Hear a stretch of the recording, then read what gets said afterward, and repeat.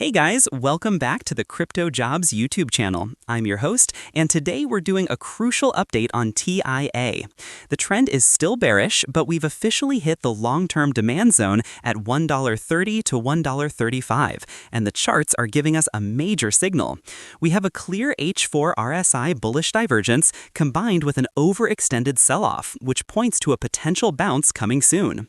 The technicals suggest a sideways consolidation phase looks most possible here, specifically between 133 and 145 plus. However, we must remain vigilant because the risk is real. If we see a daily candle close below 135, that's big trouble, and with limited price history, a -20 to -30% capitulation is possible. Shorting into this historical support is extremely risky, and the short-term price action will be tricky.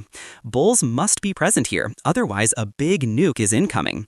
The ultimate safety confirmation would be a reclaim and hold above 160. Now, before you go, I want to talk about how you can take your trading to the next level with me. I'm running a copy trading challenge on BingX right now, where I'm working to turn a $1,000 account into $10,000. You can follow along with every trade. The link to my profile is in the description below.